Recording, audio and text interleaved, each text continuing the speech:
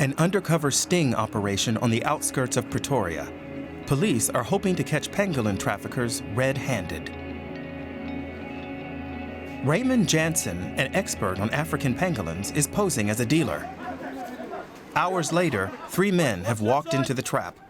A small pangolin is found in their car. These creatures' scales are used in traditional Chinese medicine, and its meat is considered a delicacy, which is why the illegal trade in pangolins is booming. That was a hard one, eh? As Jansen explains, operations like these are conducted every 2 or 3 weeks. Good luck. The pangolin is now a formal exhibit, so it has to be booked into the police station, not physically, but on paper, and then booked out with a certain identity number. And from here, the pangolin will go to the hospital in Johannesburg, and the suspects will appear before a magistrate to face formal charges tomorrow morning. This is a young pangolin that still needs nursing by its mother. It would have probably only survived another 10 days or so in captivity, says Jansen. Its mother is probably dead. It's a little boy, 2.6 kilograms, and we let him just quickly walk around so we can have a quick look at the condition. If his tail drags on the floor, it's trouble. If he uses all 4 limbs, it's also trouble, because this species of pangolin is bipedal, only walking on its hind legs. So if they use all 4 limbs, then it's very weak. Veterinarian Kelsey Skinner administers anesthetic before giving the little pangolin a full examination. Her clinic has already treated 160 animals, many of them in critical condition due to dehydration, deep gashes, or parasites that weaken their immune system. Pangolins are the most trafficked mammals in the world.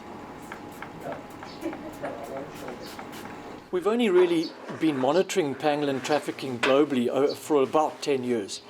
But over the last 4 to 5 years, it's grown exponentially up to levels that are completely unsustainable for all 8 species. And if traffic with these animals carries on for the next 2 decades, we may lose all 8 species of this very unique order of mammal. An estimated 100,000 pangolins are captured each year by poachers. Fortunately, this little specimen has no injuries, but given its weight loss, it evidently spent a lot of time in captivity. It will be a challenge for the animal to get used to its new environment. But Kelsey Skinner is confident about its prospects, having previously helped other pangolins of a similar age. They really are so different, be it an adult, be it a youngster.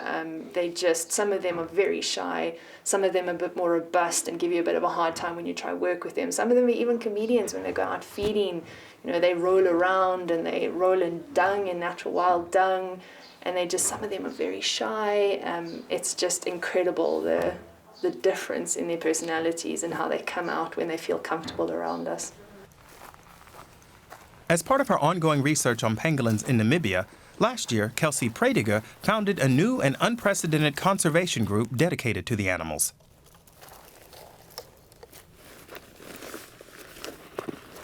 The zoologist uses camera traps and transmitters to track and study their behavior.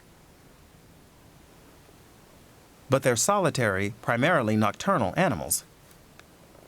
And they share their habitat with dangerous predators, all of which makes them hard to research. As soon as I got to see them and watch them, they were just so interesting and fascinating. They are mammals, yet they look like little dinosaurs. And a lot of these special behaviors, like a mother with a pup and things, have rarely been observed. So it feels very special to even get to watch them. The relatively little knowledge we have about pangolins also has technical reasons. Many of the transmitters available are too big. So, Kelsey Prediger has approached specialist companies with a view to closing that data gap with custom-made tracking devices.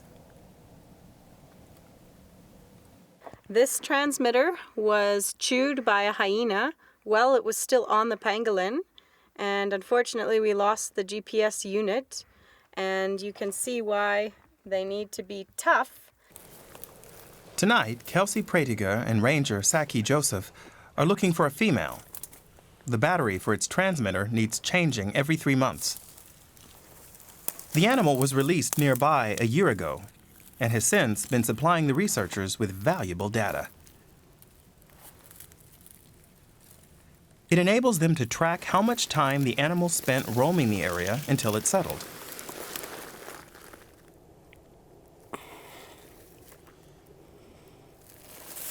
They can also perform regular checks on its health. And this information is valuable to us in understanding what factors help a successful reintegration of an individual, because there are a lot of territorial conflicts with resident pangolin, and an understanding of how they settle in is very valuable for the future. Back in South Africa, the little pangolin recovering in Johannesburg has now been given a name, Stephen, after the policeman who rescued him and a lot of other pangolins. Every day, Stephen is taken outdoors into nature for a while, also to get him used to feeding on ants again. We aim for a target weight of 6 to 6.5 kilograms. It's when they're strong enough to curl up and be able to keep themselves curled up in their protective ball. They then go to a safe release site and get introduced into a soft release process. But for now, Stephen is given water from a bottle after his daily exercise. Thanks to that care, his weight is now back up to 4.5 kilos. Once he's put on another 2, it'll be time to say goodbye to Stevie, as he's fondly known here.